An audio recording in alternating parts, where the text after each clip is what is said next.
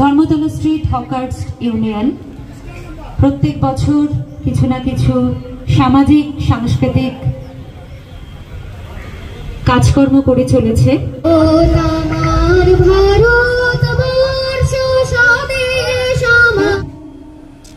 Dharmatala street hawkers ইউনিয়নের পক্ষ থেকে আজ ইন্ডিপেন্ডেন্স ডে, স্বতন্ত্রতা দিবস, স্বাধীনতা দিবস আমরা উদযাপন করছি। হকার্স ইউনিয়ন প্রত্যেক বছরের মতো এবছরও ইন্ডিপেন্ডেন্স ডে সেলিব্রেট করছেন।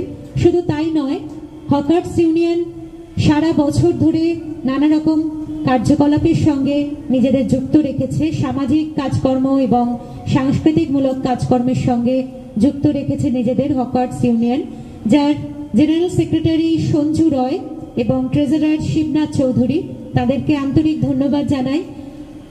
এইভাবে এত সুন্দর একটা অনুষ্ঠানের আয়োজন করেছে। আজ ৭৯তম স্বাধীনতা দিবস, 79th ইন্ডিপেন্ডেন্স ডে আজ আমরা সেলিব্রেট করছি। শুধু আমরা নয়, সারা ভারতবর্ষ জুড়ে আজ সেলিব্রেট হচ্ছে, কারণ 15 আগস্ট আমরা জানি আমাদের স্বাধীনতা দিবস। প্রায় 200 বছরের ব্রিটিশ শাসনের পর আমরা স্বাধীন ভারতবর্ষকে পেয়েছি। যাদের জন্য পেয়েছি সেই সমস্ত বিপ্লবীরা যারা প্রাণ দিয়ে, রক্ত অশ্রু ত্যাগ করে, সবকিছু উজাড় করে দিয়ে আমাদের ভারতবর্ষকে স্বাধীন করেছেন, তাদের সেই সমস্ত বিপ্লবীদের প্রতি আমাদের শতকোটি প্রণাম জানাই। আমাদের এই স্বাধীন ভারতবর্ষে দাঁড়িয়ে আজ আমরা শুধুমাত্র এইটুকুনি করতে পারি, একে অপরের সঙ্গে একতা হয়ে, হাতে হাত মিলিয়ে, কাঁধে কাঁধ মিলিয়ে একতা বজায় রেখে যাতে আমাদের দেশকে আরো অগ্রগতির পথে, আরো উন্নতির পথে এগিয়ে নিয়ে যেতে পারি, আরো উন্নতি করতে পারি আমাদের দেশকে। এবং মিলিত হয়ে একা কোনো কিছুই সম্ভব নয়, তাই একে অপরের সঙ্গে কাঁধে কাঁধ রেখে, হাতে হাত মেলে আমরা যেন আমাদের দেশকে আরো অগ্রগতির পথে, উন্নতির পথে এগিয়ে নিয়ে যেতে পারি। স্বাধীন ভারতবর্ষে দাঁড়িয়ে আজকের এই বিশেষ দিনে, আমাদের গর্বের দিনে, 15ই আগস্টের দিনে, এটাই আমাদের একমাত্র কামনা। আসুন আমরা সকলে মিলে, যেমন হকার্স ইউনিয়ন আয়োজন করেছে, সকলকে নিয়ে একসঙ্গে আজকের দিনটি আমরা সেলিব্রেট করছি, ঠিক সেইভাবেই আমরা সারা জীবন ধরে আমাদের এই একতাকে বজায় রেখে আমরা যেন এগিয়ে যেতে পারি। এবং শুধু তাই নয়, আমাদের দেশকে, ভারতবর্ষকে যেন উন্নতির পথে, আরো দূরে, আরো অনেক দূরে অগ্রগতির পথে এগিয়ে নিয়ে যেতে পারি। শিক্ষা, শিল্প, সাহিত্য, সমস্ত কাজকর্মের দিক থেকে যেন ভারতবর্ষ শ্রেষ্ঠ আসন নিক, এটাই আমাদের কামনা।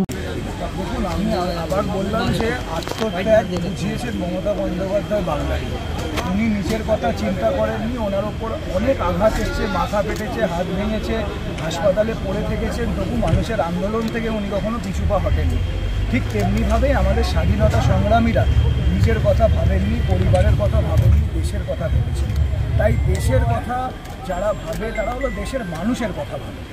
তো সেই সকল মানুষকে আজকে আমরা, মমতা বন্দ্যোপাধ্যায়, আপনারা দেখবেন প্রত্যেকটি সিগনালে আপনারা যখন সারা এমনি সময়ও যাবেন, আমাদের গান চলে, মানুষকে মনে করিয়ে দেওয়া যে বাংলার সংস্কৃতি কী, বাংলার কালচার কী, বাংলার ঐতিহ্য কী। এবং মহর্ষিদের জন্মদিন পালন করা হয়, প্রত্যেকটি অনুষ্ঠান বড় করে করা হয়, যাতে মানুষের মধ্যে কখনো আমরা বিদেশি কালচারটাকে বেশি নিয়ে নেওয়ার সবসময় চেষ্টা করি, কিন্তু আবার বিদেশে গিয়ে দেখবেন আমাদের কালচার ওরা টুকে নিয়েছে। তো আমরা যেন আমাদের কালচারকে নিয়ে গর্ববোধ করি, আমাদের ঐতিহ্যকে নিয়ে এগিয়ে নিয়ে যাই। আমাদের যারা জীবন দিয়েছেন, প্রাণ দিয়েছেন, আমাদের দেশকে স্বাধীন করেছেন, সেই সকল মানুষের কথা যেন আমরা না ভুলে যাই। এটা আমাদের দলের নিয়ম, এটা আমাদের দলের নীতি, কারণ মা, মাটির মানুষ, এটাই হলো আমাদের নীতি। সেই নীতিকে সামনে রেখে আমরা আমাদের আজকে প্রতিটি জায়গায়, গতকাল ফ্রিডম অ্যাট মিডনাইট বহু জায়গায় হয়েছে, এবং আজকে সকাল থেকে বললাম ছুটির দিন, মানুষ চাইলেই বাড়িতে থাকতে পারছে, কিন্তু তারা একটা স্বাধীনতা দিবস পালন করছেন, দেশের কথা ভাবছেন, দেশের পতাকা উত্তোলন করছেন, দেশের জন্য যারা জীবন দিয়েছেন তাদেরকে মনে করছেন। এটাতেই বোঝা যায় যে আমরা আমাদের দেশকে ভালোবাসি, আমরা আমাদের দেশের জন্য সব কিছু।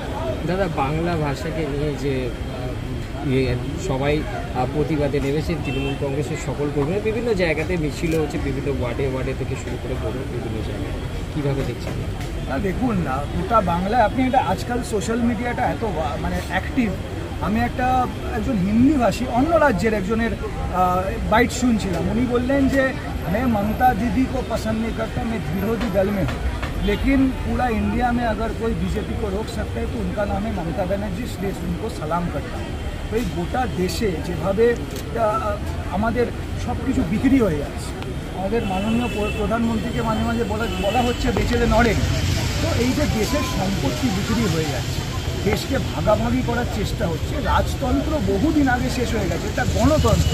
সেই গণতন্ত্রকে যদি হত্যা করা হয়, সে হত্যাকারীর বিরুদ্ধে সবথেকে বেশি কারা দাঁড়িয়েছে?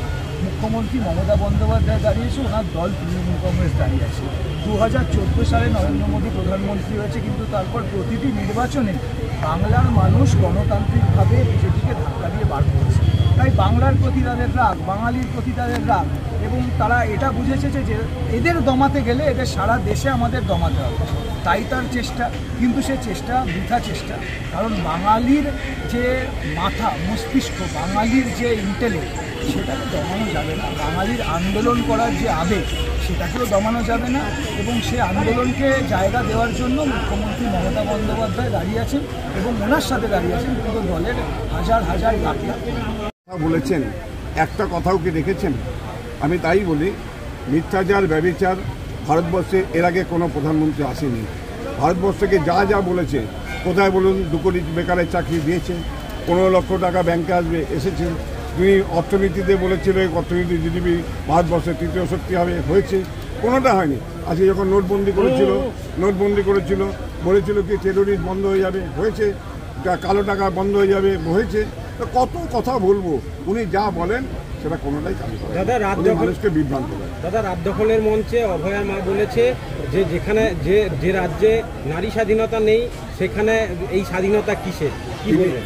তিনি একজন সম্মানীয় ব্যক্তি, আমার দিদি, আমার বোন, আমার বাংলার নারী। তিনি কি বলেছেন আমার তো জানা নেই, তবে এইটুকুও বলতে পারি, বাংলায় যে নারী সুরক্ষা আছে ভারতবর্ষে কোনো জায়গায় নেই। সেটা একটু জেনে নিলে ভালো হয়, কেন রাজনৈতিক ব্যক্তিরা বলে, মিথ্যাচার করে, মিথ্যা কথা বলে, বিজেপি মিথ্যা ছাড়া কিছু কথা নেই। কিন্তু তিনি আমার দিদির মতো, বোনের মতো, বাংলার নারী, তাকে ওনাকে আমি সম্মান করি। সেই সম্মানের সাথেই বলি যে একটু ভারতবর্ষের অন্য অন্য রাজ্যে নারী সুরক্ষার ইতিহাসটা বা সংখ্যাটা জেনে বললে আমার মনে ভালো হতো। কেন সারা ভারতবর্ষের যে স্ট্যাটিস্টিক্স, যে সংখ্যা, তাতে পশ্চিমবাংলা নারী সুরক্ষায় সবার উপরে আছে। मेरा नाम संजू रॉय है, मैं धर्मतला स्टेट हॉकर यूनियन का जनरल सेक्रेटरी हूँ और हमारे यूनियन का चीफ एडवाइज़र श्री शोभन देव चट्टोपाध्याय एग्रीकल्चर मिनिस्टर हैं और हमारे यूनियन का प्रेसिडेंट श्री स्वपन समझदार साहब हैं जो MMIC भी है और हमारे मैं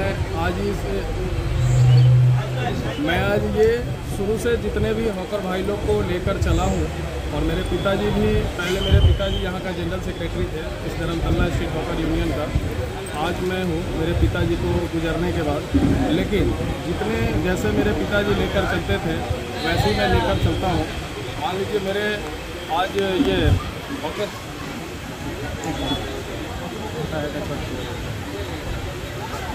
जैसे आपने देखा हमारे प्रोग्राम में श्री शोभन देव चट्टोपाध्याय भी आए, हमारे प्रोग्राम में स्वपन समझदार भी आए, हमारे प्रोग्राम में सायन देव चट्टोपाध्याय भी आए जो तृणमूल यूथ कांग्रेस का जनरल सेक्रेटरी है ऑल बंगाल का। और हमारा जो प्रोग्राम जो हो रहा है सारे हॉकर भाई लोग का एकदम एकजुट होकर के हम लोग ये प्रोग्राम किया।